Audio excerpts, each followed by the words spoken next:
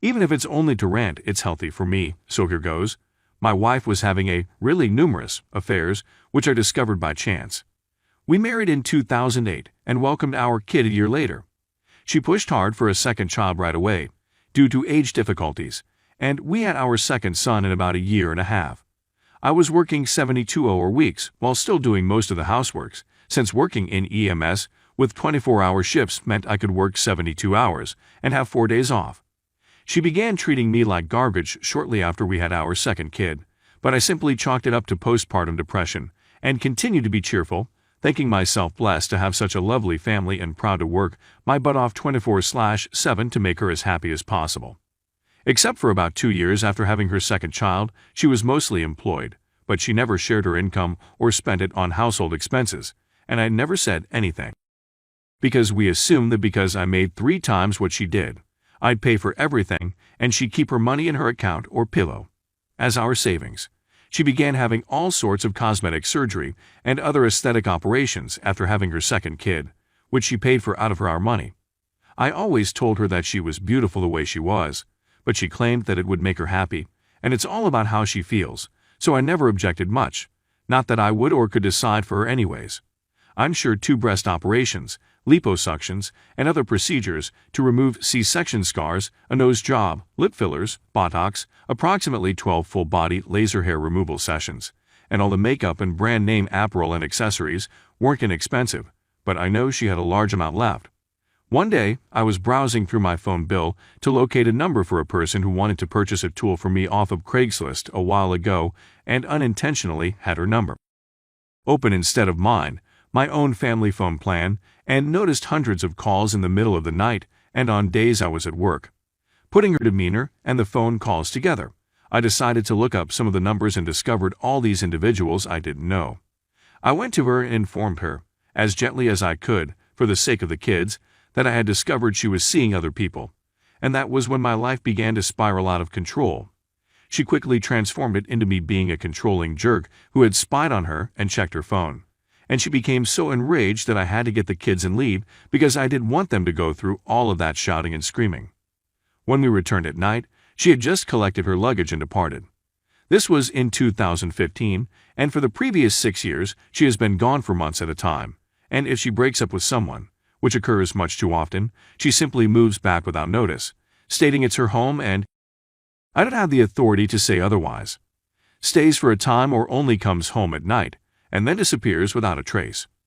I don't even start disagreements with her since she has shown to be much superior to me at yelling and going from 0 to 100 and terrorizing the kids. Managing babysitting while I leave for work has been a nightmare, despite the fact that my family and friends have been quite helpful when I'm working. The divorce hasn't been finalized. I was trying to avoid hiring a lawyer to save money, since I'd wind up paying for hers as well. Dumb of me, I know, because every time we get near, she changes her mind or leaves. She has said multiple times that if I want peace of mind, I should just give her the home, take my sons and go. My bank statements reflect that I have paid every single payment, every single bill for the home, and any additional costs from day one. We live in a no-fault state, though I never intended not to give her anything because, after all, she is my children's mother, but she is not sharing any information about her savings, and I believe that in the best-case scenario for me, she gets half of everything we have, despite the fact that she has been separated and mostly gone for 6 years now, during which time I've continued to work and pay for everything, and the house value has doubled. Losing the home means we'll have to relocate, which adds to the boys' stress since they've been pleading me not to change schools/friends, but I won't be able to afford to live where I am if the house is gone. She said she doesn't want custody, but she's also said that if I ask for anything that goes against her wishes, she'll ask for custody just to keep the house and get me to pay all kinds of things. Worse, I know I'll have to take care of my kids 100% even if she gets custody because she and I both know how much I care for my boys and couldn't possibly let them have the kind of life I know they'd have with a mother who doesn't. When I was at work and she was with them, the most she could do was feed them a lunch, place them in front of the Xbox, and go to her room to spend the day on Instagram and other social media.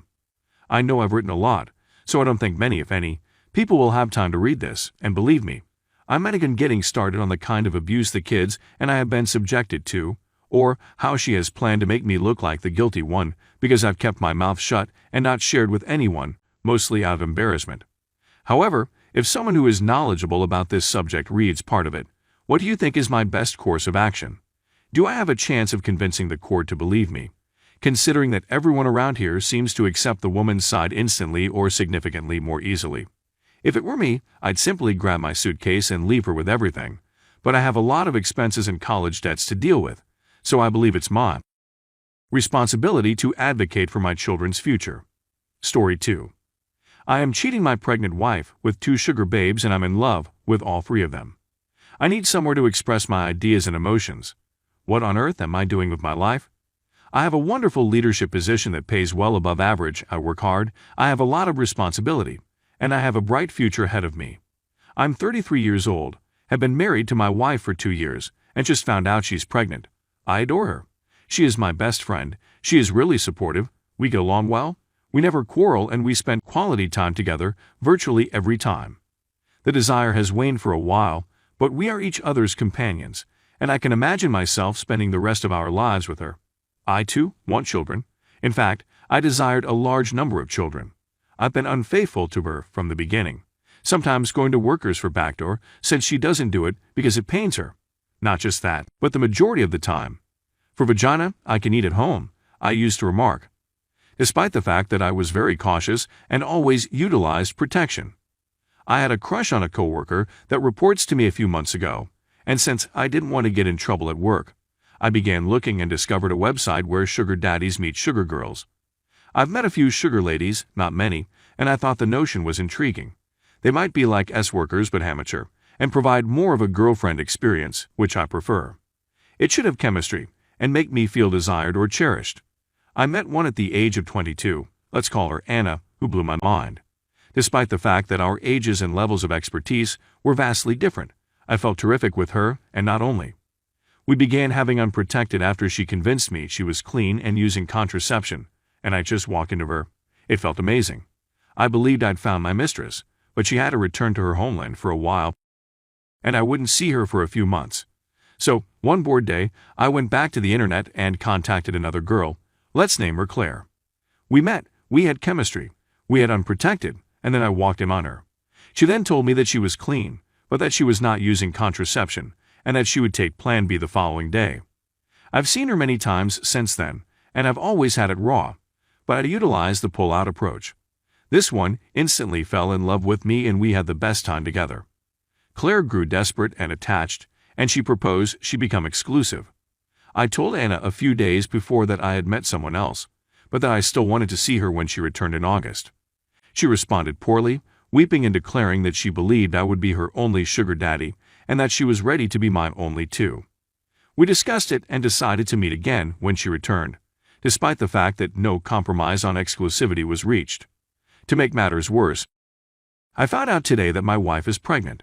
I mean, I'm delighted about it because I want to have children, but I feel like I'm getting drawn into a tangle. So, without a certain, my wife will not take the other 2. And it seems that Anna isn't interested in Claire, and Claire isn't interested in Anna. Anna also informed me that from now on, everything must be done with a condom. To be honest, I can't decide between Anna and Claire. They're both fantastic in their own right. If I had to choose only one, it would be my wife. But as much as I would want to be wealthy and able to support my wife, Anna and Claire, as well as our families, this scenario is untenable. It's difficult to invest energy and money on 3 relationships, especially when I'm the provider for 2 of them and provide more than half of the primary one.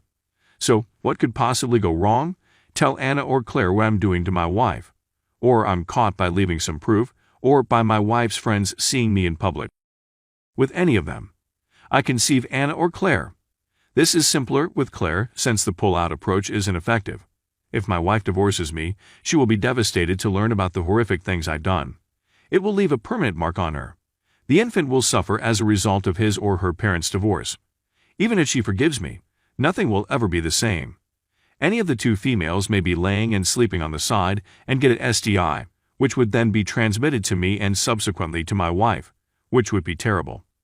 Even if I am successful in sustaining these 3 relationships in the long run, it consumes so much of my energy that I should be giving to my profession and family. This is a tremendous experience, but it is also quite exhausting, and all the lying making up reasons to see the mistresses and erasing all proof. And then there's the financial load. How am I going to deal with my family, parents, siblings or family, our friends and coworkers?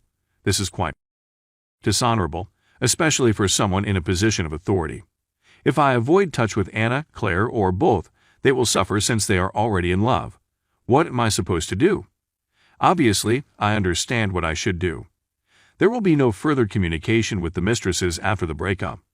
But in my delusional mind, I still believe that one day I will be able to persuade all three of them to live under the same roof with our extended families, or at the very least to maintain one or two mistresses on the side. I don't feel awful about it anymore.